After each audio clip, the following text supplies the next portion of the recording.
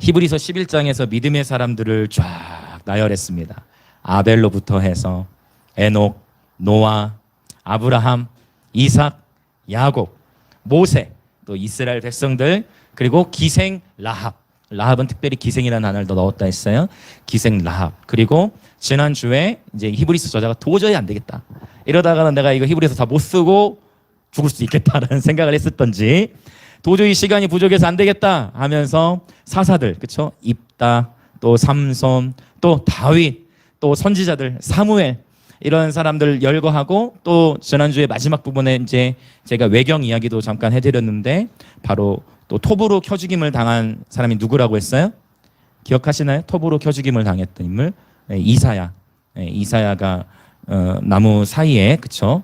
이사야와 연결된 외경에 보면 언급돼 있고, 또 수많은 믿음의 선진들, 또 여인들이 네로의 박해 가운데에서, 또 안티오쿠스 에피파네스 이 황제의 박해에 의해서 이렇게 순교당하는, 그러나 부모 세대가 먼저 죽임을 당하는 것이 아니라 당시 어떻게 박해를 해요? 아들들, 자녀들을 먼저 이렇게 순교시키는 그러한 시대적 상황 속에 이 히브리서가 이제 기록되어졌다는 것이죠. 이러한 배경 속에서 이제 히브리서 12장을 들어가는 건데요. 12장 1절. 자, 이러므로 우리에게 구름같이 둘러싼 허다한 증인들이 있으니라고 표현하고 있습니다. 자, 우리에게 구름같이 둘러싼 허다한 증인들. 자, 여기서 말하는 구름같이 둘러싼 허다한 증인들은 바로 이미 지금 우리가 히브리서 11장에서 쭉 나열했던 구약의 이러한 인물들이 지금 바로 하늘에서 그들이 구름과 같은 증인으로서 우리를 응원하고 있다라는 것입니다. 자, 이것을 어떻게 할 수 있느냐? 자, 인내로서 우리 앞에 당한 경주를 하며라고 표현했어요. 자, 경주라는 단어를 썼어요. 경주입니다. 경주. 이 경주인데요. 여기서 쓰인 이 경주라는 단어는 단거리를 의미하는 것이 아니고 마라톤을 의미했어요. 장거리. 저도 사실 운동을 굉장히 좋아했기 때문에 달리기도 잘했습니다. 100m 12초 3. 별로 안 놀라시죠? 여자분들은 잘 모르실 것 같아. 100m 12초 3. 혹시 지사님? 네, 13초. 그것도 빠르신 편이죠. 그런데 제가 단거리는 이렇게 12초 3 학교에서 참 잘 다니는 편이었는데, 이제 장거리를 하잖아요. 장거리를 하면은 장거리 달리기에서는 초반에는 제가 앞서가는데 점점 뒤로 가다가 장거리 달리기에서 항상 저는 뒤에 들어와요. 너무 힘들어. 장거리 하다 보면은 중간에 포기한 애들도 있어. 아우 힘들어. 더 이상 안 되겠다 하고 포기한 애들도 있고. 네. 근데 제가 언제 이 지구력이 좋아졌냐면, 축구를 이제 계속 하면서 제 사이클이 바뀌어졌는데, 하루에 축구를 막 3시간에서 7시간씩 한 거야. 그러니까 이제 달리기 목표를 정해놓고 했을 때는 장거리는 약한데, 축구를 막 3시간에서 막 7시간 매일 그렇게 막 운동만 하고 지내다 보니까 체력이 이제 강해진 거죠. 그래서 이제 이 지구력이 이렇게 좋아지게 되고 이런 경험이 있는데, 지금 이 히브리서 저자는 이 마라톤을 배경으로 지금 이 경주라는 단어를 사용하고 있습니다. 그래서 이 마라톤에서 중요한 것은 뭐냐면, 경주를 할 때 어떠한 마음으로 경주를 해야 되느냐? 인내해야 돼요. 지금 뭐야? 페이스를 조절해야 돼. 그냥 한 번에 그냥 확 할 수 있어 하고 처음부터 스퍼트를 막 내고, 그러니까 쉽게 얘기하면은 이거 신앙생활을 경주에 비유한 거잖아요. 막 처음에 막 불이 붙었는데 조금 어려운 일이 있을 때 불이 확 꺼져버려. 그럼 어떻게 중간에 포기해버려. 이런 것들을 이제 경계하는 의도로 이 본문을 지금 기록한 것 같아요. 그래서 인내로서 우리 앞에 당한 경주를 하라. 지금 신앙생활을 경주라는 단어로 표현을 한 것입니다. 자, 그러면 지금 인내라는 단어가 사실은 히브리서에서 인내를 굉장히 강조하는데, 우리가 자, 이 히브리서는 이제 1세기 당시의 독자들인데, 특별히 네로의 칼날, 이제 네로의 박해가 다가오기 직전에 이 히브리서가 주어졌다고 했어요. 그래서 이 인내라는 단어, 이 인내라는 단어, 휘포모네라는 단어를 쓰는데, 이 휘포모네라는 단어는 흥미롭게도 요한계시록에서도 여러 번 언급이 되는데, 요한계시록에서 이 휘포모네라는 단어가 또한 몇 번이 나오냐면, 제가 괜히 얘기하는 건 아니겠죠. 뭔가가 있겠죠. 또 숫자. 하나님 항상 숫자로도 요한계시록. 흥미롭게도 인내라는 단어도 요한계시록에 7번이 나와요. 요한계시록에 7번. 그래서 요한계시록에 7영, 7뿔, 7나팔, 7인 뭐 이런 7이라는 숫자, 또 복도. 요한계시록 언급하는 복은 7번이 있는데 인내라는 단어도 하나님께서 의도적으로 몇 번을 기록하게 하셨어요? 7번. 6번 쓰일 수 있잖아요. 그런데 항상 흥미롭게 하나님께서는 다양한 방식으로 메시지를 우리 가운데 이렇게 주시는데 인내라는 단어가 7번 쓰였다는 얘기는 계속해서 너희는 끊임없이 완전하게 끝까지 인내해야 된다. 이것을 말씀하고 계신 겁니다. 그래서 제가 지금 요한계시록을 준비하기 위해서 또 이제 쭉 하고 있다고 그랬어요. 히브리서 나누는 것도 이제 요한계시록 가기 위한 이제 그런 과정인 거예요. 그래서 이렇게 다 히브리서 요한계시록 연결이 되어져 있는데 요한계시록에 보면 인내라는 표현 단어가 7번 나오는데 제가 이번에 논문으로 쓴 것도 바로 이 주제인데 요한계시록에 또한 예배의 장면, 요한계시록에 예배와 연결된 단락, 예배와 연결된 단락이 또 몇 번 나오냐면 이제 7번 나와요. 요한계시록 1장에서 22장까지 예배의 장면이 7번 언급되어져요. 이것도 우연이 아니에요. 우리가 이제 이 인내와 예배를 봤을 때 인내는 요한계시록에서 강조하는 신앙생활에 있어서 수동적인 방법이에요. 즉 인내라는 것은 내가 참아야 돼. 맞죠? 어떤 의미 이해되시죠? 인내는 그래서 수동적이에요. 우리가 종말론적인 시대를 살아가는 성도들에게 있어서 이 인내가 너무 중요한데 인내는 사실 수동적이에요. 근데 요한계시록에서 이제 능동적인 종말론적인 시대를 살아가는 그리스도인들에게 능동적인 방법을 가르쳐 주셨는데 그게 뭐냐면 바로 예배예요. 예배를 통해서 능동적으로 종말의 시대를 살아내는 거예요. 할렐루야. 그래서 우리가 거리로도 나가는 이유 뭐예요? 거리에서 예배하면서 할렐루야. 주님 오실 길을 예비하는 거예요. 예. 이걸 기억하세요. 인내와 예배. 그래서 히브리서가 요한계시록보다 훨씬 먼저 기록이 됐습니다. 예. 히브리서가 훨씬 먼저 기록이 됐어요. 그때 히브리서 당시에는 인내를 주로 강조했어요. 그런데 요한계시록 시대로 오면서 이제 인내와 함께 예배를 강조하고 있는 것을 볼 수가 있습니다. 그래서 박해의 흐름이 세질수록 박해가 세질수록 어려움이 더해질수록 우리가 더욱 깊어져야 되고 더욱 밀고 나가야 될 영역이 뭐라는 거예요? 예배예요. 시대가 어려워지고 박해가 극심해지고 고난이 심해질수록 히브리서에서 요한계시록은 더 심해지는 거예요. 박해가.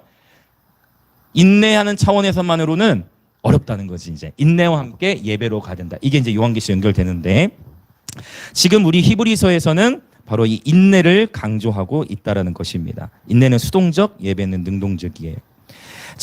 인내하면서 포기하지 말고 신앙생활의 경주를 잘 마쳐야 한다고 격려를 하고 있는데 경주잖아요. 경주. 레이스예요. 그러니까 마라톤.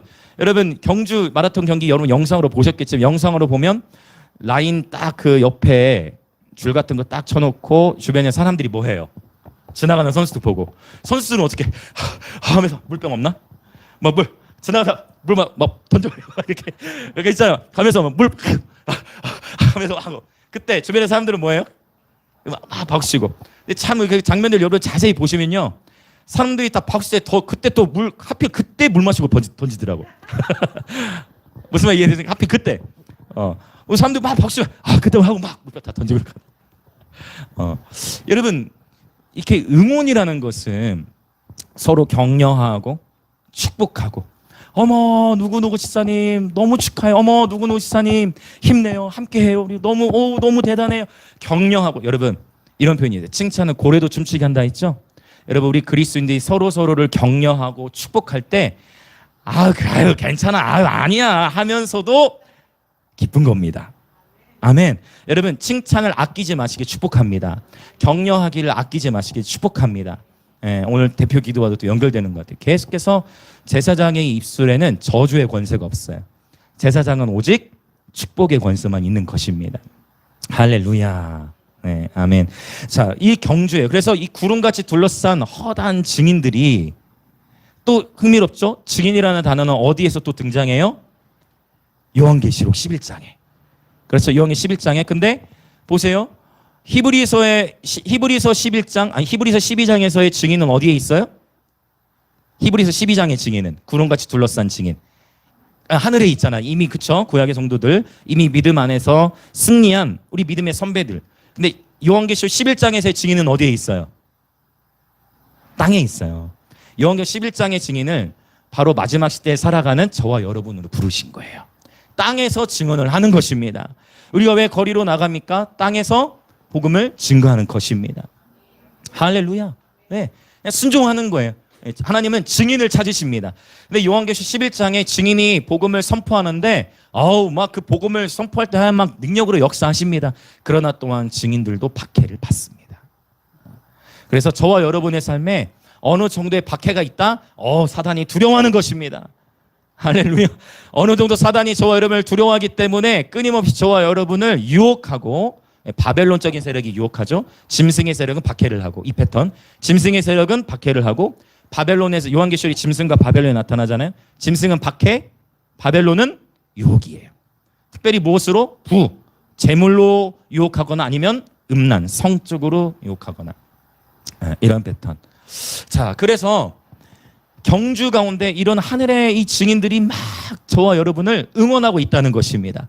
저와 여러분은 결코 혼자가 아니라는 것입니다. 상생해 보세요. 저와 여러분 지금 여러분 한 사람 한 사람이 우리가 신앙생활 하고 있는데 아브라함 형님이 저와 여러분을 막 박수쳐주고 있어요.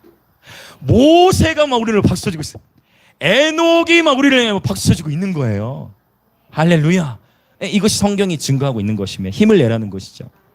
말씀을 통해서 힘을 내는 거예요. 자, 인내로서 경주를 해야 되는데, 자, 우리가 벗어버려야 할 것이 크게 두 가지가 있다라고 지금 12장 1절은 선포하고 있습니다. 자, 인내로서 신앙생활을 해나가야 되는데, 그렇죠? 신앙생활 버티는 거, 인내는 버티는 거.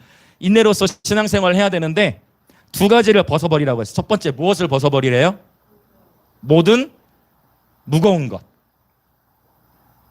자, 두 번째 얼매이기 쉬운 죄. 그냥 말씀 그대로 제가 적었습니다. 자, 그럼 여기 이 무거운 것이라는 단어는요, 헬라어로 온코스라는 단어였어요. 우리가 구약 성경은 히브리어로 기록됐고 신약 성경 헬라어로 기록됐는데 하나님께서 신약 성경을 헬라어로 기록되게 하신 의도들이 있어요. 예. 자, 이 헬라어 각자 언어마다 다 표현해낼 수 있는 것들이 있는데 요 온코스라는 단어, 특별히 이 AD 1세기 때 이 신약 성경이 우리에게 주어졌던 당시에는 전 세계적으로 어떤 언어가 가장 많이 쓰였어요? 로마 제국이, 그렇죠? 헬라와 로마 제국이 1세기 지중해 패권을 이렇게 잡고 있었기 때문에 이 헬라어가 당시에 많이 통용되어졌습니다. 그래서 이 온코스라는 단어는 사실 어떤 의미가 있냐면, 자, 체중, 이렇게 체중, 무게. 그래서 온코스. 사실 저도 요새 살이 많이 쪄가지고 감사하게도 월요일 새벽마다 이제 목사님들과 운동을 시작하게 됐습니다. 네, 김희시 연합회 목사님, 혹시 김성민 목사님도 새벽 시간이 되시면 거의 조기 축구 하시는 분들도 오신다는. 저는 오늘 운동을 하는데 이 코로나 시기에 운동을 못 하고 하니까 살이 더 찌더라고. 체중 무게를 의미했어요. 이 헬라어적인 의미는. 근데 생각해 보세요. 자, 마라톤을 해야 돼. 여러분 그 배너라든지 이런 영화에 보면 원형 경기장에서 경기하는 사람들 보면 옷을 많이 입고 하지 않고 그냥 하나 정도만, 속옷 정도 하나만 걸치고 위에는 그냥 울퉁 벗고 배너 보기 그런 거 보신 분들 상상해 보세요. 즉 몸에 다른 어떤 것을 걸치지 않고 그냥 간단한 속옷만 걸치고 경기에 임했습니다. 왜요? 최대한 몸을 가볍게 해서 최대한 경주에 집중하기 위해서 했어. 자, 이 단어를 쓴 것은 하나님께서 이 단어 안에서 우리가 주시는 메시지가 있기 때문인데, 무거운 것, 즉 경주자는 다 벗어버려야 되는데, 여러분 무거운 것, 여러분의 삶에 무거운 거 뭐가 있습니까? 자녀. 주여, 주여. 오늘 우리 아들들과 다 함께 울었는데 주여. 아멘, 아멘. 네. 자, 또 뭐가 있어요? 무거운 거. 여러분의 무거운 거 뭐가 있습니까? 자, 돈. 자, 정직하신 겁니다. 맞습니다. 자, 돈. 자, 또. 다 나오네. 그렇죠. 근심 걱정. 정말. 자, 또. 건강. 건강 염려. 건강. 또. 아주 맞는 표현입니다. 이것은 진리라고 할 수도 있나요? 변하잖아. 아니, 이제 빠질 거잖아요. 우리 해밀 목사와 같이. 몸. 자, 몸을 적긴 그렇고. 몸. 자, 또 뭐가 있습니까? 무거운 거. 근심, 걱정. 머리 목사님도 무겁습니다. 머리. 자, 군대 갔는데 헬멧이 맞는 게 없어. 네. 자, 이 자리에 머리 좀 크신 분들이 계시죠? 네, 저는 자존감이 높아서. 자, 또 무거운 거 뭐가 있어요? 죄 맞아요. 죄도 무겁죠. 연결돼 있어. 그래서 어떤 학자는 무거운 것과 죄를 하나로 봤어요. 근데 저는 이 말씀 있는 그대로 이거를 구별해서 더 보려고 합니다. 체중, 무게. 자, 죄도 연결되죠. 또 뭐가 근심, 걱정 나왔죠? 또 염려도 있죠? 그 다음에 또 더 얘기해 보세요. 여러분 떠오르시는 거. 자, 두려움에 짓눌려 본 경험이 있으세요? 큰 두려움이 엄습해 오면요, 눌려요. 여러분, 눌린다라는 표현, 무게. 그렇죠? 그래서 사실 무게라는 단어 중에 히브리어의 유명한 단어가 있고 저희 교회 이름과도 연결돼 있어. 어떤 단어가 있죠? 히브리어의 무게라는 단어가 카보드, 맞죠? 카보드, 영광. 영광이라는 단어의 뜻이 원래 무게, 풍성함, 그리고 가득함이란 뜻이에요. 그래서 하나님의 임재가 강하게 임하는 곳에 하나님의 무게가 임해요. 그 하나님의 무게가, 여러분 그걸 꼭 상상하셔. 저는 그걸 늘 기도해요. 마치 하나님 이곳이 라마나역과 같이 되게 하옵소서. 그래서 예수 믿지 않는 자도 이미 이런 간증 우리 공동체 있잖아요. 우리 혜빈이 아버님 친구분들이라든지 한 번도 교회 보지 않았던 분이 오자마자 예수님 영접하고 지금 혜빈이 아버님 친구분 신앙생활 잘하고 계십니다. 제가 듣기에는 또 좋은 일들도 이렇게 있다라고 들었어요. 할렐루야, 여매인 것입니다. 우리 교회로는 오지 않더라도 또 그 살고 계신 도시에서 그때 워낙 급했기 때문에 저희 교회로 방문하셨고 양산에 계시는데 그곳에서 또 잘 지내고 계신 거예요. 바로 이거. 누구든지 바로 라마나요 그랬잖아요. 사울이 다윗 죽이려고 왔는데 사울이 오히려 성령이 사울을 삼켜버려가지고 옷을 벗어버리고 예언을 하게 되어지는 하나님의 무게, 이 카보드가 있어요. 근데 여러분 이걸 분별하실 수 있어야 돼요. 하나님의 무게가 있고 내 삶의 무게가 있어요. 이 무게는 같은 어떤 누르는 것이라 할지라도 영적 감각이 달라요. 할렐루야. 여호와의 선하심을 모두 맛보아시길 축복합니다. 이 하나님의 임재를 경험할수록 이 무게와 이 무게가 어떻게 다른지를 알 수 있게 돼. 이 하나님의 영광의 무게를 경험하는 것은 무겁지만 그 안에 하나님의 기쁨과 이루 말할 수 없는 승리와 자유와 평안과 기쁨이 다 들어있는 것이죠. 하나님의 무게와 이 우리 삶의 두려움, 근심, 걱정으로부터 뿜어지는 무게는 다릅니다. 그리고 이 지금 무게라는 단어, 그러니까 이 무거운 것을 벗어버리라고 했는데 마태복음 13장에 가서 보면 4가지 밭이 나오죠. 길가가 있고 그 다음에 돌짝밭이 있고 가시밭이 있고 옥토밭이 있어요. 돌밭, 돌은 무겁습니다. 그렇죠. 돌밭. 그래서 이 돌밭에 심겨진 씨앗 같은 경우는 하나님 어떻게 말씀하세요? 말씀으로 인하여 박해가 일어날 때 넘어지는 자라 했어요. 흥미롭죠? 그냥 박해가 아니라 뭐로 일어난 박해? 말씀으로 인한 박해. 말씀으로 인한 박해가 있나? 하나님이 일으키신 박해가 있나? 있어요. 근데 돌밭에 심겨진 씨는 말씀으로 인한 박해가 일어날 때 무너져요. 그래서 우리 마음밭이 계속 갈아엎어지는 게 중요한데 제가 농사를 지어밖에 아는데 우리 선생님 지난번 산딸기 저희가 맛있게 먹었습니다. 공동체가 맛있게 먹었는데 저는 죄송하지만 다시는 농사 지을 생각이 없습니다. 제 개인적으로 죄송합니다. 이것이 저에게 어떤 상처일 수도 있지만 다시는 못 짓겠더라고요. 저에게는 1년 동안 딱 짓고서는 저에게는 이게 안 되더라고요. 네. 자, 그런데 이 돌밭, 돌이 무겁잖아요. 그냥 뭐가 우리 마음에 돌처럼 작용하냐면 이러한 근심, 걱정, 염려, 두려움, 그리고 상처, 그리고 또 많아요. 여러분, 욕심의 무게, 분노. 여러분 정말 분노에 차 보셨나요? 저도 어렸을 때 이 분노가 제어가 안 돼가지고 너무 이 분노가 제어가 안 되니까 제가 막 유리를 깼어요. 키키네. 저 초등학교 그게 3학년 뭐 이때 너무 이 화를 주체가 안 되니까 막 문을 막 때려. 문 때리면 누구만 손해요? 그때 제 지혜가 없었어요. 지혜가 문 때리면 누구만 나만 손해요. 내 손만 아픈 거야. 유리 발로 차면 어떻게 돼? 병원 가잖아요. 유리 박히니까. 분노가 제어가 안 되니까. 하나님이 저를 변화시켜 주시. 욕심, 분노, 염려, 건강, 상처 이러한 것들 또 많죠. 음란, 교만, 무게. 그 다음에 오늘날 굉장히 중요한, 여러분 많이들 뜨끔하실 수도 있는데 무거운 거 바로 핸드폰의 무게. 핸드폰 우리 마음 안에 돌처럼 다녀왔네. 이렇게 적고 봤더니 야, 그냥 글자만 보기만 해도 무게가 느껴지는 이러한 것들이 끊임없이 인내로서 경주하는 거를 방해한다는 거예요. 그래서 왜 하나님께서 근심 걱정을 하나하나 적지 않고 그냥 무거운 것이라고 했을까? 각 사람마다 경험하고 각 사람마다 제거해야 될 돌들이 다 다른 거예요. 신기해요. 각 사람마다 다 달라.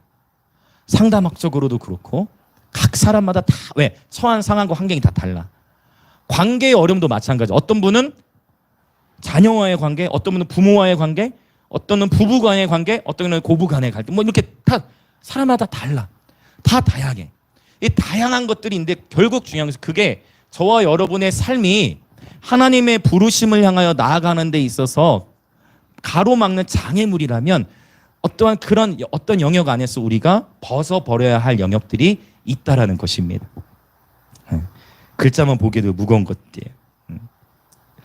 경주자는 경주를 하기 전 이 불필요한 장신구들을 다 떼어내야 하는 것입니다. 할렐루야. 이런 것들 이제 떼어내야 되는데 어떻게 떼어낼 수 있는가가 이제 2절에서 이제 더 언급이 되어져요. 자, 두 번째, 모든 무거운 것을 벗어버리고, 두 번째는 얼매이기 쉬운 죄를 벗어버리라 했습니다. 죄는 하마르티아라는 단어인데 얼매이기 쉬운 죄. 죄가 우리 삶의 부르심을 방해해요. 죄악. 그래서 히브리서에서 이제 또 강조하고 있는 것이 뭐냐면 이제 몇 주 뒤에 나올 거예요. 12장 14절에 보면 모든 사람과 더불어 화평함과 거룩함을 따르라. 이것이 없이는 아무도 주를 보지 못하리라 하면서 15절에서 쓴뿌리를 언급합니다. 쓴뿌리. 쓴뿌리. 그래서 우리 심령 안에 어떠한 상처가 해결되지 않은 상태로 계속 머물러 있으면 그 상처가 쓴뿌리가 되어지고 특정한 어떤 상황을 마주하거나 특정한 말을 듣거나, 이거 기억하세요. 특정한 말을 듣거나 특정한 상황만 가면 내가 평상시와 다르게 민감해지는 경우, 이런 경우는 쓴뿌리의 영향일 가능성이 커요. 그래서 특별히 제가 늘 강조하는 것처럼 에베소서를 강해할 때 제가 나눴던 거지만 만약 부부관계든 또 부자지간에든 꼭 잠을 자기 전에 싸웠다면 잠을 자기 전에는 풀어야 된다. 에베소서에서는 그래서 어떻게 표현해? 해가 지기 전에 분을 풀으라 했어요. 근데 그렇지 않으면, 자기 전에 풀지 않으면 잠을 자고 있는 무의식의 상황 속에서 어떤 일이 일어나는가요? 무의식 속에서 가위에 눌리기도 해요. 그렇죠. 그것도 역시 이 무거운 무게인 거예요. 이건 하나님의 영광의 무게는 아니겠죠. 가위 눌린 거는. 그래서 그렇지 않으면 그러한 상처들과 어떤 쓴 마음들이 이제 뿌리 내리기 시작하는 거예요. 무의식 가운데. 그래서 저희 아이들에게도 항상 이렇게 얘기합니다. 아이들에도 자기 전에 꼭 기도해라. 근데 갑자기 며칠 전에 갑자기 잠을 자고 있는데 새벽에 큰 뭔가 2층 침대 퐁 떨어서 제 얼굴 쪽으로 왔어. 큰 인형을 던져서 잠꼬 대다가도 그걸 다 이렇게 이름을 얘기하면 어떡해. 큰 인형은 그래서 기도하고 자야 돼 하면서 막 얘기하고 했는데 하나님도 어떤 에피소드가 있거든요. 하나님이 경험케 하신 에피소드가 있어. 다음 주쯤 설교쯤에 아마 나올 거예요. 이번 주간에 경험한 하나님, 하나님이 하은이가 하나님의 살아계심을 경험한 간증이 이번 주 안에 있어요. 그래서 하나님은 어린아이에게 하나님 미션을 주셔가지고 자기도 막 울게 하시고 기도하게 하시고 또 막 애타게 하시고, 다음 주 본문과 보니까 연결이 될 것 같아서 다음 주에 제가 그 부분을 나누도록 할게요. 하나님께서 정확하게 교훈하시더라고.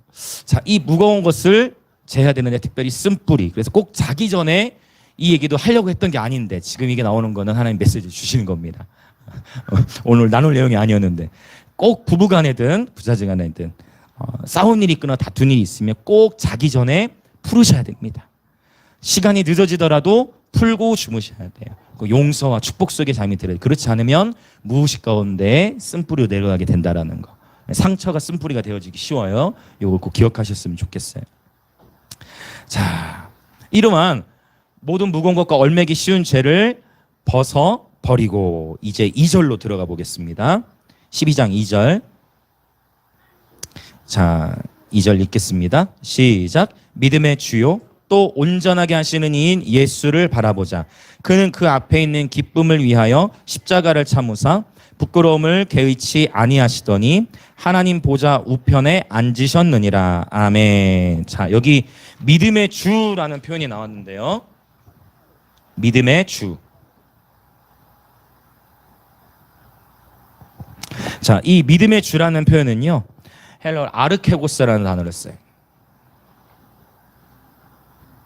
이 아르케고스라는 단어가 히브리서 2장 10절에서도 나왔는데 히브리서 2장 10절에서는 어떻게 나오냐면, 자, 히브리서 2장 10절 보시면 그들의 구원의 창시자.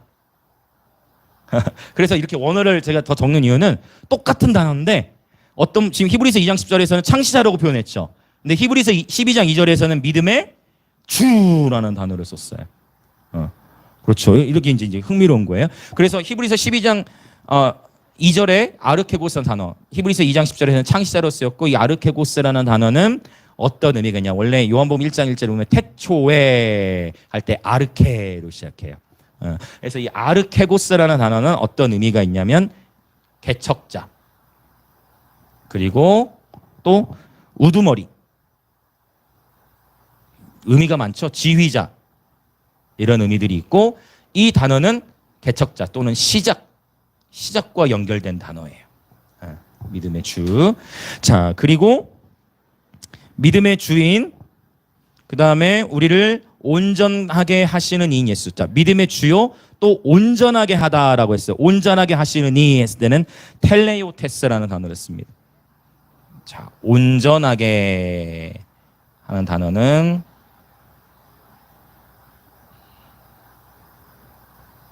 텔레오테스. 텔레오테스라는 단어는 마치다예요. 마치다. 그러니까 뭔가 또 연결되지 않습니까? 그래서 이게 어떤 단어와 연결되냐면 알파와 오메가로 연결이 돼. 참, 이게 하나님의 말씀의 세계가 놀랍습니다. 그렇죠? 그 예수님은 믿음의 시작이시다. 그리고 믿음의 완성이시다라는 거예요. 그 예수를 바라보라는 건데, 지금 그래서 결국 이 히브리 12장이 뭘 얘기하냐면, 히브리 11장에서 믿음의 영웅들을 쫙 다 나열한단 말이에요. 그런데 그 믿음의 영웅들마다 다 어땠어요? 너무 대단해. 그리고 우리 삶에도 좀 적용이 돼. 왜냐면 이삭도 연약해서 거짓말도 좀 했었고, 그렇죠? 아브라함도 이렇게 연약함이 있었고, 모세도 연약함이 있었고, 혈기 한번 해가 막 사람 돌로 쳐 죽이고, 막 다윗도 연약함이, 다윗 막 음란했고, 다윗은 저마다 연약함, 사무엘도 자녀교육 놓친 것도 있고, 다 이렇게 연약감 다 있어. 근데 완벽한 모델이 될 수는 없는 거지. 그러니까 우리에게 적용이 되지만, 그리고 가장 완벽한 모델을 이제 히브리서 12장 1절에서 12장 1절 이제 우리에게 제시해주고 있습니다. 바로 저와 여러분의 삶의 가장 완벽한 모델 누구십니까?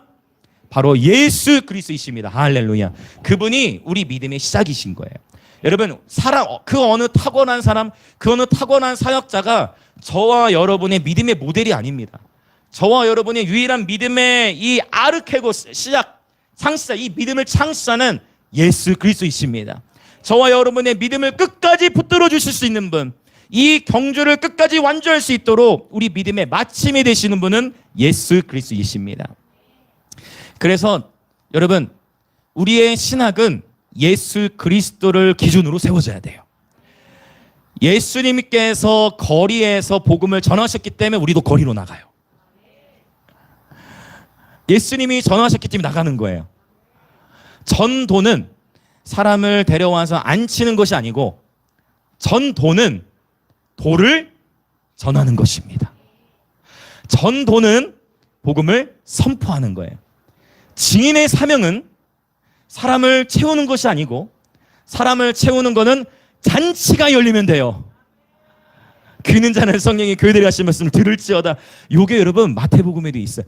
잔치를 통해서 채우는 거고, 증인의 사명은 도를 전하는 것입니다. 이 단어가 사실 굉장히 좋은 단어인데 증산도 때문에 요새 교회가 잘 안 써요. 도를 하십니까 때문에. 여러분, 이 기독교적인 너무 좋은 단어인데 도를 전하는 거예요. 복음을 선포하는 것입니다. 때를 얻든지 못 얻든지 전하는 것입니다. 이것이 침례 요한의 영성이에요. 침례 요한의 영성. 그는 메뚜기와 석청, 꿀을 메뚜기하고 꿀 먹었어. 가죽 털옷을 입었어. 그렇죠. 그 침례 요한이 광야에서 외칩니다. 주의 오실 길을 예비합니다. 할렐루야. 침례 요한의 영성이 깨어날지어다. 아멘. 그래서 저는 우리 영광임재교회는 귀족 영성을 경계합니다. 할렐루야. 끊임없이 낮은 곳으로 가서 예수님이 우리의 신학이라고 했어요. 예수님은 사회적으로 명망 있고 유명한 사람들, 종교 지도자들 중심으로 찾아가지 않으시고 오히려 종교 지도자들이 예수님에게는 왔지. 근데 그들에게는 예수님 항상 맞춤형이야. 예수님 항상 맞춤형이어가지고 종교에 아주 찌들어 있는 자들에게는 뭐라고 얘기했어요? 예수님이 사실 좀 굉장히 심하게 얘기했어요. 야이, 속된 말로 욕을 한 거예요, 여러분. 속된 말로 욕을 한 거예요. 야이 독사의 시켜드라 이렇게. 그렇게 욕을 하신 거예요. 사실은 종교지들 얼마나 여러분 그들이 얼마나 분개했겠어요. 예수님 말씀에 화나지. 지금 저 나사렛에서 태어난 저 목수의 아들이 돼가지고 말이야. 지금 우리는 이미 12살 때 모세오면 다 외우고 지금 우리는 이렇게 11조도 일주일에 3번씩 하고 최소 11조까지 다 하는데 막 그걸 강조했을 거 아니에요. 얼마나 화가 났겠어요. 근데 예수님은 누구에게 항상 관심이 있어요? 가난한 자들, 세리, 창기들. 예수님이 그들과 시간을 보내시. 예수님 가장 낮은 곳으로 가서 복음을 전하시. 그 제가 요즘에 너무 감사한 거는 거리로 나가 보시면 어린 아이도 있고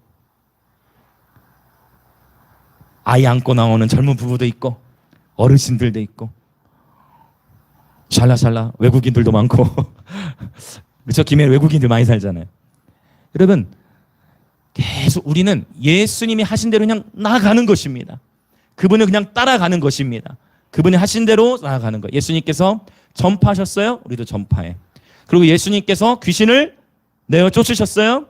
그래서 거리에서 귀신을 내어 어제 제가 페이스북에 글을 올렸더니 서울에서 이제 거리 찬양하신 분이 어디였다고 했나?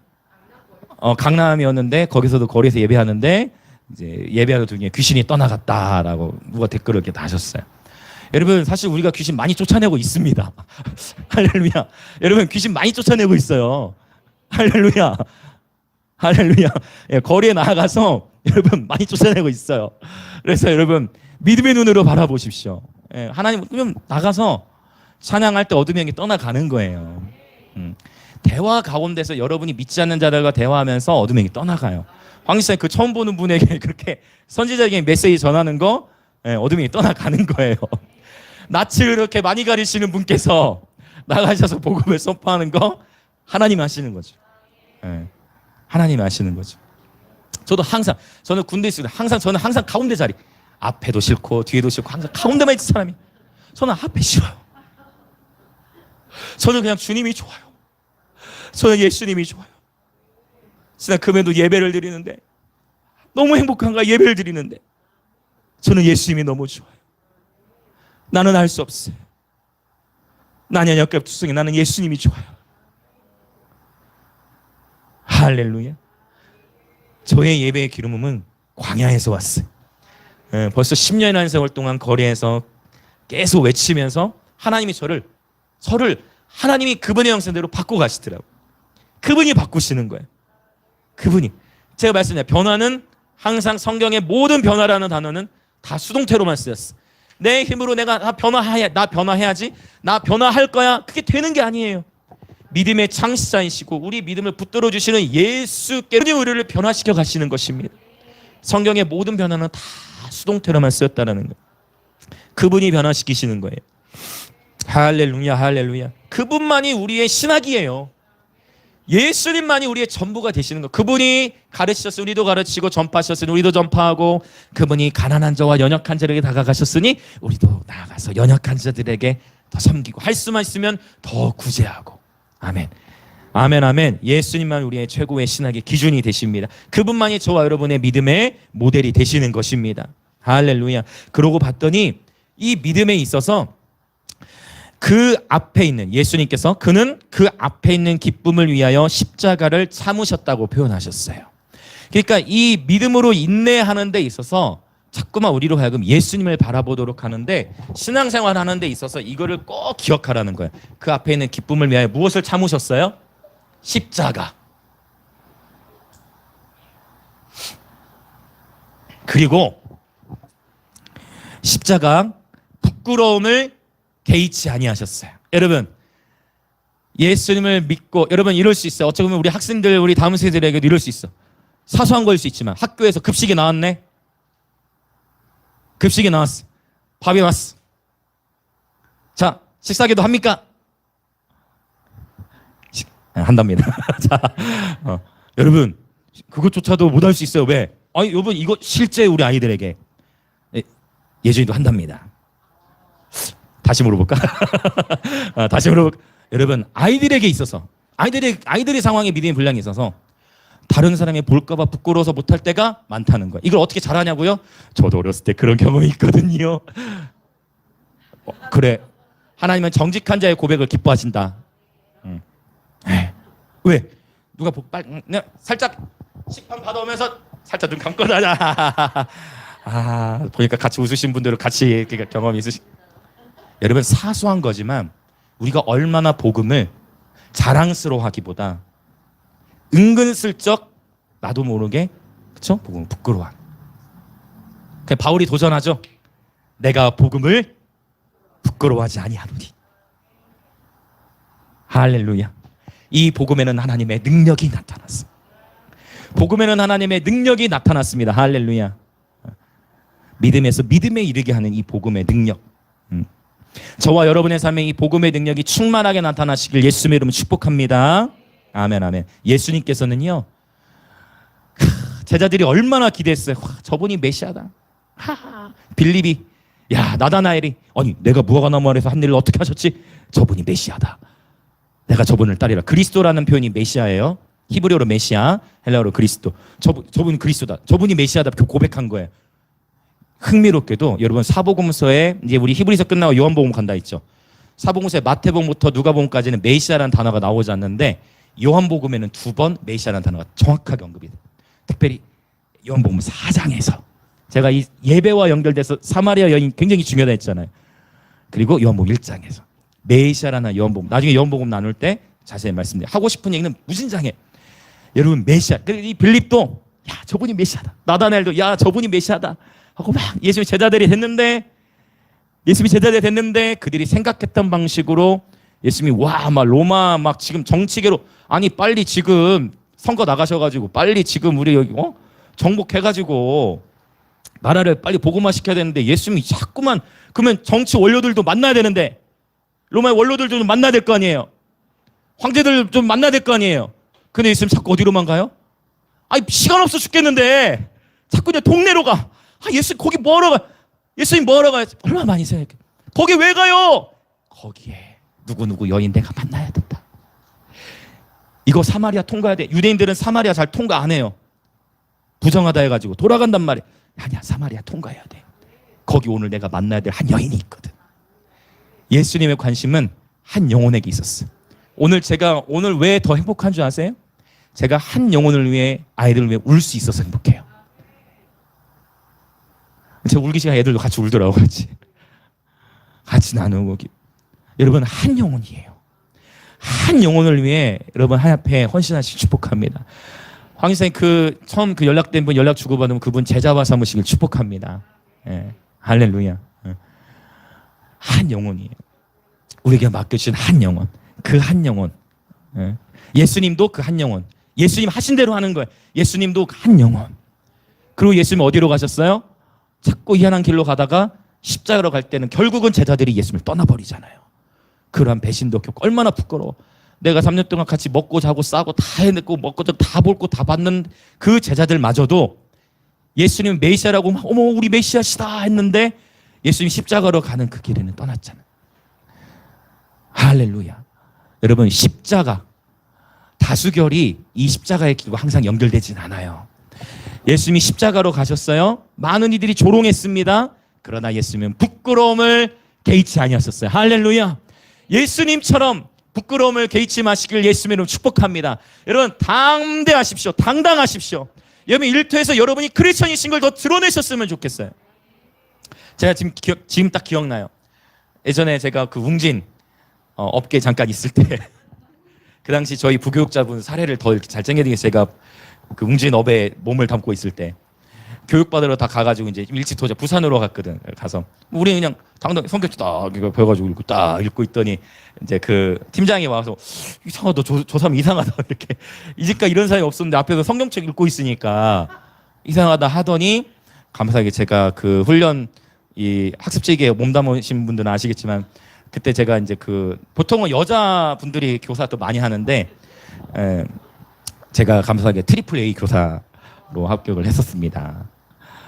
이거 제 자랑하려는 게 아니고 하나님께 영광을 올려드립니다. 네, 제 자랑하려는 그런 의미가 아니고 그 저는 오히려 더 하나님 더 상당히 사실 무거워요 성경책. 근데 항상 손맛 제가 조금 올드해요 사람이.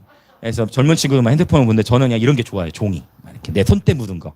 그래가지고 몇 년씩 지나면 이제 메모한 것도 다 바꾸고 하는데 해가지고 읽고 여러분 당당하셨으면 좋겠습니다. 여러분이 크리스천이신 것을 더 당당하셨으면 좋겠고 더 당당하게 더 기쁘게 그러나 물론 더 섬겨야 되겠죠. 할렐루야. 우리 당당한 증인이 됐으면 좋겠습니다. 만약 이 남한이 북한처럼 예수 믿으면 감옥에 끌려가고 처형당한다면 그렇게 할 수 없잖아요. 지금 자유롭게 복음을 전할 수 있을 때 담대히 전하는 것입니다. 북한의 성도들은 성경책 소유하는 것 자체가 불법이기 때문에 어떻게 예배드린다 했죠? 말씀을 외워요. 암송해가지고 예배드린다. 가지고 있을 수가 없으니까 공사 현장에서 일하면서 그동안 외웠던 그 말씀들을 가지고 말씀으로 기도하고 그렇게 해서 말씀을 암송하면서 그걸로 예배를 드리는 거예요. 우리가 얼마나 편안한 시대 가운데서 예배를 드리는 제가 오늘 깨달은 게 있어. 라떼는 말이에요. 요즘 젊은 친구들 라떼 안 좋아하지만 히브리서 12장에 나오는 구름과 처단 증인들은요. 라떼는 말이야. 여러분 에녹 앞에 할 말 있어요? 이게 딱 지혜로 오네 지혜가. 여러분 모세 앞에 할 말 있습니까? 여러분 다윗 앞에 할 말 있습니까? 양하고 좀 오랫동안 풀 뜯어먹고 여러분 곰 다윗하고 실제로 상징이 아니라 실제로 에녹 앞에 우리가 할 말이 있습니까? 아벨 앞에서 할 말이 있습니까? 아벨이 뭐라고 해? 라떼는 말이야. 물론 우리를 응원하고 있지만 그렇죠. 그렇게 응원하고 라떼는 말이 하듯이 여러분 우리가 그런 증인 오히려 뭔가 좀 이렇게 약해져가고 뭔가 더 기독교가 더 움츠러든 것 같은 때에도 오히려 더 담대히 나가셨으면 좋겠어요. 더 많이 섬기셨으면 좋겠습니다. 할렐루야. 여러분의 혹시 일터 가운데서 여러분 직원들이 계시다면 여러분 직원들을 더 많이 다양한 방식으로 여러분 크리스천으로서 더 많이 복음의 통로가 될 수 있도록 섬기시길 축복합니다. 그래서 수업하신 분들 상담을 요청하는 부모가 있으면 해야죠. 시간이 가더라도 해야죠. 다양한 우리 삶의 모든 자리에서 여러분이 먼저 그의 나라와 그의 의를 구하시면 하나님은 반드시 여러분이 구하지 않냐 그 모든 걸 더 하세요. 제가 그 일터에서 잠깐 했지만 지금도 저는 그때 잠깐 일한 걸로 인한 놀라운 하나님의 은총을 저와 아내가 알고 있는 나중에 간증할 날이 오겠지만 그때 그 경험으로 인해서 하나님이 주신 큰 간증들이 있어요. 나중에 일 제가 아끼고 있어요. 그때 지금도 그때 일했던 경험으로 인해서 지금도 하나님이 주신 은총들이 있어요. 궁금하시겠지만 나중에 훗날에 나눠야 돼. 아직 정말 실제적인 그런 하나님의 은총을 누리고 있는 영역이 있습니다. 여러분 하나님이 원하시는 것은 저와 여러분이 거한 삶의 자리에서 히브리서 강조하는 건 뭐예요? 인내, 버티는 거예요. 버티는 게 이기는 겁니다. 근데 이제 인내만이 아니라 또 뭐도 더 얘기한다? 예배. 그래서 우리가 이렇게 모여서 예배하는 거예요. 주일에 새 힘을 얻고 일터로 나아가서 또 뭐해? 인내하며 그리고 또 주일에 예배드리면서 뭐해요?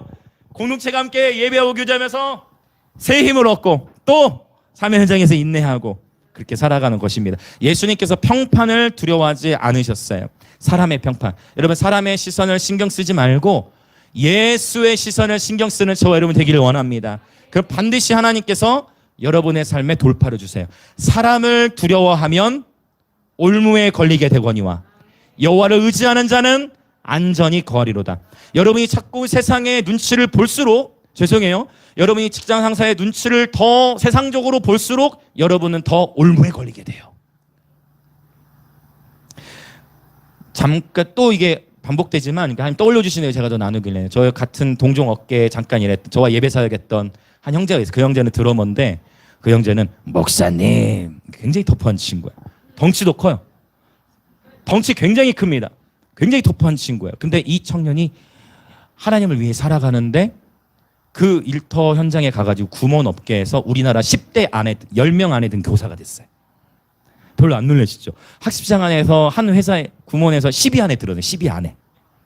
그래서 그 지역 안에 30명의 교사의 실적보다 이 형제 한 명의 실적이 높아. 실제. 저랑 자주 소통하는 형제. 하나님이 하시더라. 제 인간적으로 봤을 때는 제가 수업할 수 있어요. 목사님 굉장히 터프해요. 굉장히 덩치도 크고 어머니들이 좋아할까 하는 생각이 있었지만 그러나 오히려 저와는 비교할 수 없는 교사 30명의 실적보다 높은 혼자서 실적을 내. 하나님이 그렇게 드러내. 하나님이 그렇게 높이시더라고요. 여러분, 높아지고자 하면 낮아지고요. 낮아지고자 하면 높아집니다. 하나님을 위해 살아가면 하나님이 높이세요. 기억하세요. 오히려 세상의 눈치를 볼수록 더 세상의 눈치를 볼수록 더 끌려가. 더 올무에 걸려. 한번 타협하면 계속 타협할 수밖에 없는 일들이 생겨요.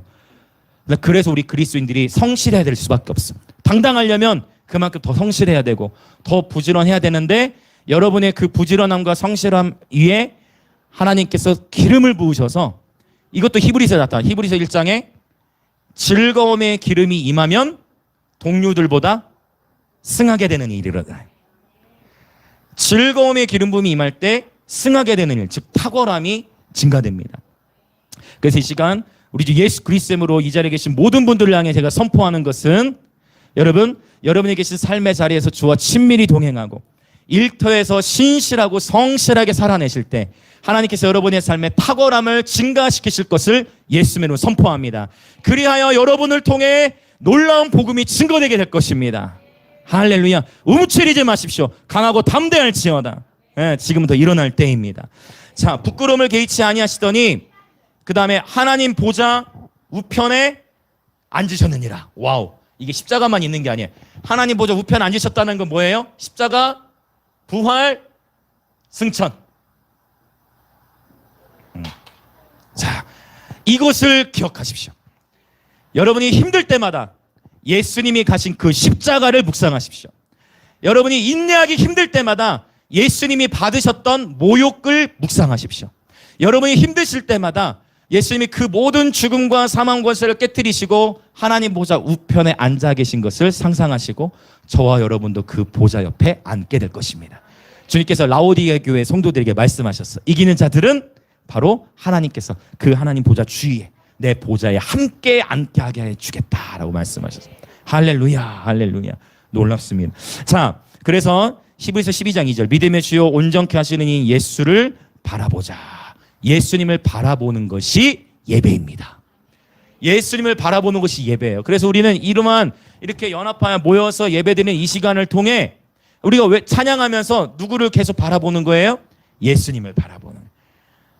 이렇게 모여 예배드리면서 예수님을 바라볼 때 신기하게도 우리 안에 이러한 돌들이 제하여지기 시작해. 와, 여러분 농사지어분들은 아실 거예요. 땅을 파다보고 개가 나다 보면 돌 분명히 큰 돌 빼냈는데 돌이 더 있어요. 다 끝난 줄 알지만 돌이 더 있습니다. 그래서 몇 년은 파야 돼. 서지사님 몇 년은 파야 되죠? 묵은 땅 기간할 때. 할렐루야. 역시 이게 바로 경험이 이래서 중요해. 파도 나는 다 됐다고 생각하는데 아니요. 하다 보면 더 나. 그래서 없어질 때까지. 할렐루야. 내 안에 이런 돌들이 없어질 때까지 하나님도 저와 여러분을 포기치 않으시는데 내가 내 자신을 포기하면 안 됩니다. 우리 믿음의 근원은 나에게 있는 게 아니에요. 누구에게? 예수에게 있는 거예요. 그분이 우리의 믿음의 시작이시고 우리 믿음의 마침이 되시는 것입니다. 할렐루야. 힘들 때마다 십자가, 부활, 승천을 바라보세요. 그분이 받으신 모욕, 그분이 받으신 멸시를 왜 고난주간에만 십자가를 묵상해야 됩니까? 날마다 십자가로 나아가시길 예수님으로 축복합니다. 아멘. 우리 3절 이제 보고 우리 기도 하겠습니다. 자, 우리 3절 읽어보겠습니다. 시작. 너희가 피곤하여 낙심하지 않기 위하여 죄인들이 이같이 자기에게 거역한 일을 참으신 일을 생각하라. 아멘. 자, 여기 또 경계해야 될 것이 또 나왔어요. 자, 3절에서 경계해야 될 것이 뭐가 나왔습니까? 두 가지. 피곤과 낙심이에요. 물론 우리의 혼이 피곤하다고 표현할 수도 있겠지만 일반적으로 피곤은 육체와 좀 더 연결이 돼요. 그래서 여러분 특별히 과로도 경계를 해야 돼요. 그렇죠? 과로도 경계해야 돼요. 여러분 잘 적절한 수면을 유지하시는, 그래서 여러분 주님께서 사랑하시는 자에게 잠을 주신다 했는데 잠을 잘 자는 것도 축복이잖아요. 이 시간 예수님의 이름을 선포하는 것, 이 자리 가운데 불면증 있으신 분들은 예수님의 이름으로 불면증은 치유될지어다. 밤마다 잠을 잘 잘지어다. 예. 혹시 잠 잘 못 자신 분들이 있다면 이 시간 이 기도를 믿음으로 취하세요. 숙면도 굉장히 중요해요. 피곤. 실제 우리 육체가 피곤하면 영의 흐름을 놓쳐요. 육체가 너무 피곤하면 분별력을 놓쳐요. 육체가 너무 피곤하면 하나님의 인도하심을 받는 데에 실수들이 나타나요. 육체가 피곤할 때 짜증이 나옵니다. 실제죠. 현실이에요. 육체가 너무 피곤할 때 짜증이 나고 더 불평이 나고 불쾌지수라고 하죠. 특히 요즘 같은 이런 여름 계절에 더 주의가 필요해. 그렇죠? 얘가 이 훈련의 장소인 것 같아요. 우리 예배당. 저 여름에 더 덥죠? 그렇죠? 훈련의 장소. 할렐루야. 자, 그래서 이러한 육체적인 피곤을 여러분 주의해야 되고, 그 다음에 낙심은 육체보다는 물론 질병과도 연결이 될 수 있지만 낙심은 주로 어떻게 또 연결이 돼요? 우리의 감정과 또 우리의 삶 속에서, 그렇죠? 특별히 감정적인 영역과 연결이 되어져요. 이 피곤과 낙심을 경계해야 되는 것입니다. 그런데 봤더니 피곤과 낙심을 경계하기 위하여 하나님께서 주신 지침으로 3절 후반부에 뭐라고 표현합니까? 자기의 거역한 일을 참으신 예수를 생각하라. 그래서 자, 두 가지가 지금 나오는 거죠. 뭡니까? 예수를 바라보며 생각하는 거예요. 예수를 바라보고 생각하는, 이것이 예배입니다. 여러분 여기 지금 요한계시에 나타난 7가지 예배 장면들은 그냥 찬양만을 의미하지 않고 참 흥미롭게도 요한계시록에 7가지 예배 장면이 나오는데 또 그 7가지 예배 장면들 속에서도 하나님께 예배를 드릴 때 7가지를 올려드린단 말이에요.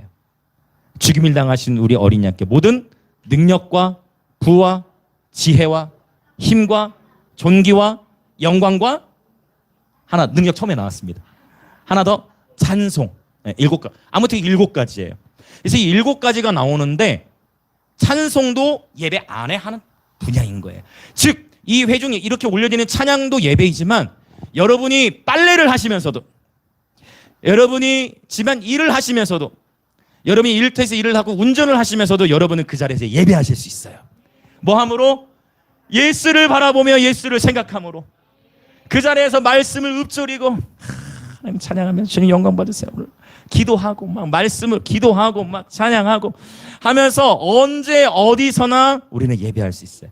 종말론적인 시대를 살아가는 예배자들은 바로 항상 언제나 어디서나 예배할 수 있어야 됩니다. 지금 이걸 하나님께서 우리에게 훈련시키시는 거예요. 할렐루야. 예수를 바라보고 예수를 생각하는 것입니다. 철저하게. 여러분 우리가 정말 예수님을 끊임없이 예배를 통해 바라보고 그분을 생각할수록 기억하세요. 주님께서 우리 안에 모든 돌들을 제하여 주시고 마침내 그분을 바라보면서 결국 그 결승점에 도달하게 될 것입니다. 예수님이 그 앞에 있는 기쁨을 위하여 십자가를 참으셨다는데 그 앞에 있는 기쁨이라는 건 뭐냐면 바로 신부를 향한 기쁨이에요. 저와 여러분을 생각하면서 이겨나가신 거예요. 우리는 어떻게 이겨나갈 수 있을까요? 그거예요. 예수님은 수많은 세상의 사람, 수많은 이들이 예수님 침뱉고 모욕하고 조롱할 때에도 주님이 행하실 그 일로 말미암아 앞으로 변화되어지고 영원토록 함께할 주님의 신부들을 생각하면서 저와 여러분을 생각하면서 기쁨으로 십자가를 가진 거예요. 저와 여러분은 이제 곧 얼굴과 얼굴로 맞대어 보게 될 예수님을 생각하면서 우리 신랑이신 예수님을 향한 기쁨으로 말미암아 십자가를 질 수 있는 것입니다. 할렐루야, 할렐루야. 자, 이 시간 우리 함께 기도하겠습니다. 예수님을 집중하여 바라볼 때 우리 삶에 돌파가 일어납니다. 예수님을 깊이 묵상할수록 우리 삶에 돌파가 일어납니다. 할렐루야. 하나님 아버지, 이 시간 모든 무거운 것과 얽매이기 쉬운 죄를 벗어버리기 원합니다. 성령님 도와주시옵소서. 우리 안에 모든 근심과 걱정과 염려와 성급함, 욕심, 분노, 탐욕, 교만, 또 핸드폰 등등 신앙생활을 하는 데 있어서, 이 믿음의 신앙생활, 경주를 하는 데 있어서 내 삶 속에 하나님께 가까이 나아가는 것을 방해하는 이러한 모든 무거운 것들, 어떻게 보면 우리가 착각해요. 저는 죄 안 짓고 사는데요. 죄뿐만이 아니라 이 무거운 것, 우리가 평상시에 생각하지 못했던, 즉 여기서 말하는 무거운 것은 하나님과 친밀함을 누리는 것을 방해하는 장애물을 의미하는 것입니다. 성령님, 이 시간 그 모든 장애물들을 다 제하여 주십시오. 이 시간 오직 예수만을 바라봅니다. 오직 예수만을 생각합니다. 성령께서 이 시간 우리 가운데 빛을 비춰주셔서 우리 안에 모든 무거운 것과 얽매이기 쉬운 죄를 벗어버리게 하여 주시옵소서. 성령여, 각 사람이 제하여야 할, 제해져야 할 돌들을 가르쳐 주시고 그 돌들을 제하여 주시고 깨트려 주시옵소서. 그래, 오직 주님의 말씀으로만 우리의 심령을 채워 주시옵소서. 예수님께서는 바로 우리들을 바라보며 십자가를 기쁨으로 참아내셨듯, 아버지, 우리는 예수님을 생각하고 예수님을 바라봄으로 십자가의 길을 기쁨으로 갈 수 있도록 성령이여 기름 부어 주옵소서. 그렇게 주여 외치며 동성으로 기도합니다. 주여!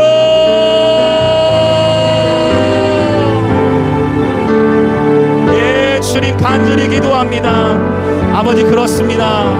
주님, 나의 심령 안에, 우리의 심령 안에 숨겨져 있는 돌들이 너무나 많습니다. 이 무거운 것들, 세상에 얽매이는 것들, 주님 다 벗어버리기를 원합니다. 오직 이 시간 예수만을 바라봅니다. 아버지, 자꾸만 세상을 쫓아가려만 하다 보니 끊임없이 나를 올무에 묶이게 하고 끊임없이 타협으로 인도하고, No! 이 시간 세상의 문화와 타협하기를 거절하고 오직 하나님을 바라봤을 때에 하나님께서 나의 삶을 어떻게 인도하실지 하나님만을 온전히 신뢰합니다. 주님께서 나의 삶을 어떻게 인도하실지 오직 주님만을 신뢰합니다. 주님께서 나의 삶을 어떻게 인도하실지 오직 주님만을 신뢰합니다. 우리 심령 안에 모든 무거운 것들을 제하여 주옵소서.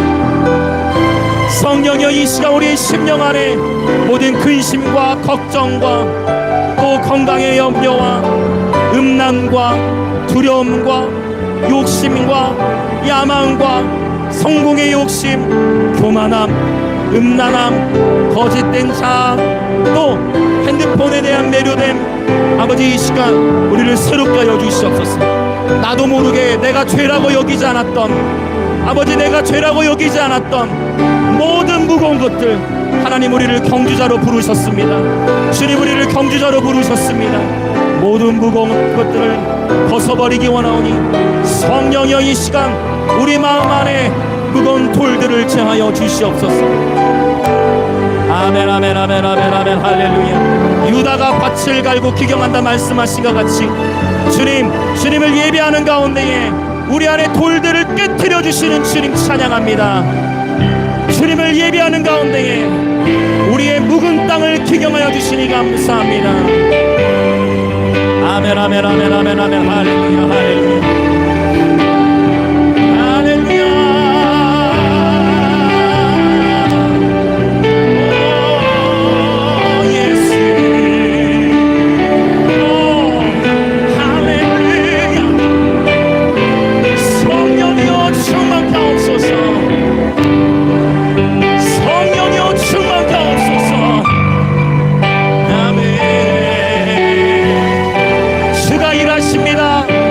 나의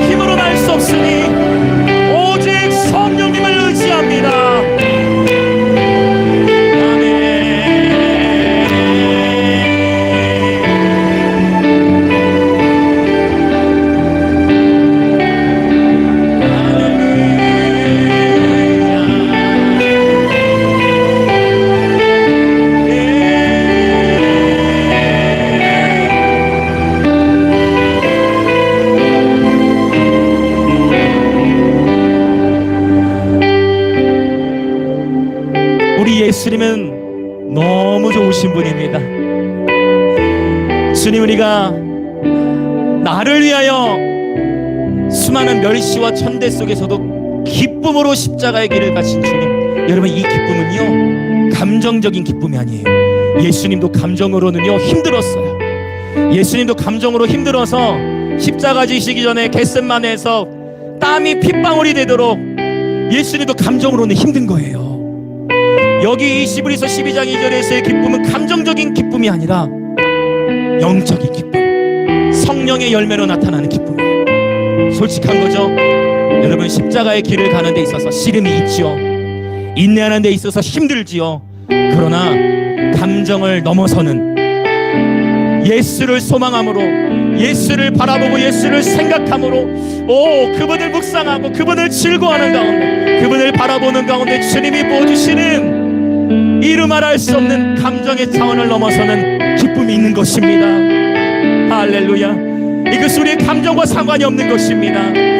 이 시간 다시 기도할 때 예수에 대한 생각이 나의 모든 생각을 지배하여 주시옵소서. 하나님의 말씀에 대한 경외감이 이 세상에 대한 두려움을 극복할지어다.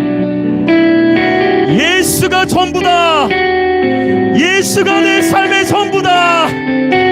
예수님으로 인해 좋습니다. 예수님이 좋은 걸 어떡합니까? 주님으로 말미암는 기쁨이 충만할지어다. 감정을 넘어서는 차원의 기쁨이 부어질지어다. 그렇게 예수님께 사랑을 고백하시면서, 그렇게 예수를 날마다 바라보며 생각하시기로 결단하며 주님께 기도로 나아가십시다. 주여 외치며 기도합니다. 주여.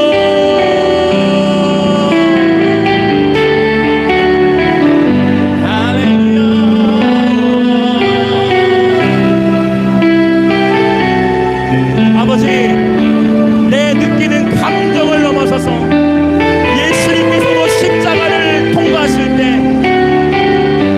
감정적으로는 땀이 핏방울이 되도록 의지를 들여 처절하게 십자가를 통과하기 위하여 처절하게 몸부림치며, 예수께서도 처절하게 몸부림치며, 왜요? 우리에게 본이 되어주시기 위해, 우리의 모델이시니까, 우리의 가장 완벽한 모델이시니까 십자가를 통과하실 때 그 앞에 있는 기쁨을 위하여 의지를 들여 땀이 핏방울이 되도록 기도하며 십자가를 통과하셨던 주여, 오늘 내가 우리 주님께로 나아가나이다. 할렐루야.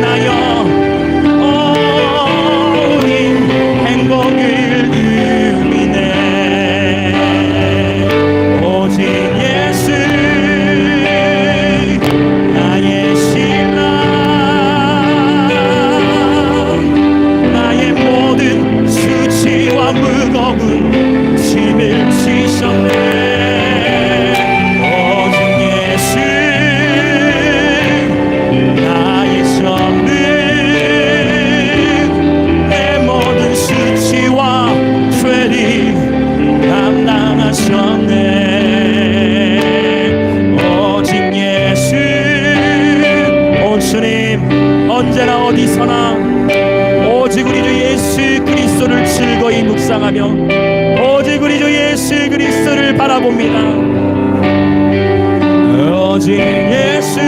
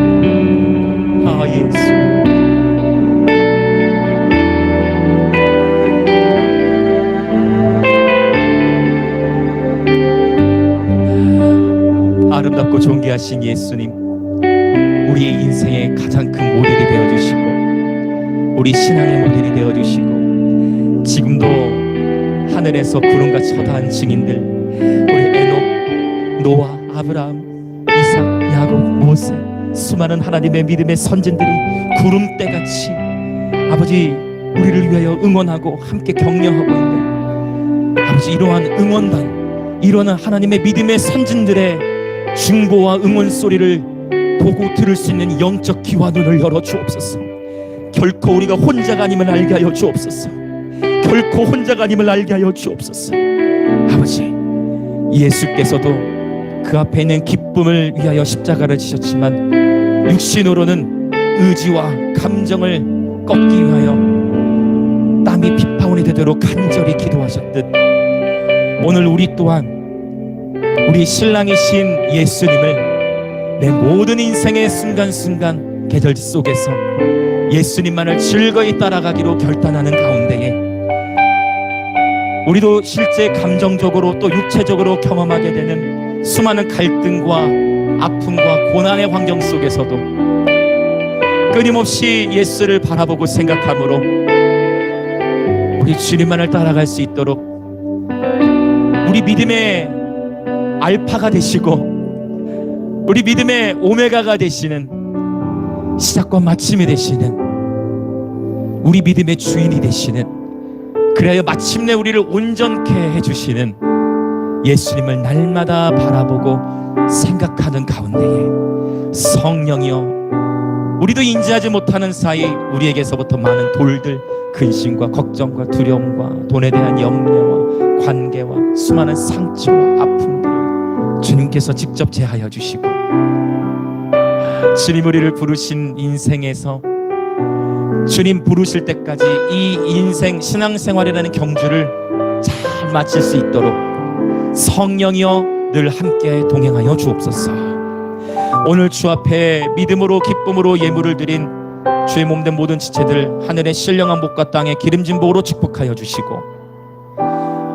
가정과 학교와 일터에서 먼저 주의 나라를 구함으로 말미암아 주님 이들을 높여주시고 이들의 삶을 통하여 주님 영광 받아 주시옵소서. 그리고 주의 몸된 교회는 이제 북한과 감비아와 또 인도를 넘어서 계속해서 이 대한민국과 열방을 더욱 섬기며 선교하는 교회가 될 수 있도록 재정에 기름을 부어 주옵소서. 지금은 우리 주 예수 그리스도의 은혜와 하나님 아버지의 놀라우신 사랑과 성령 하나님의 감화 감동 교통하심이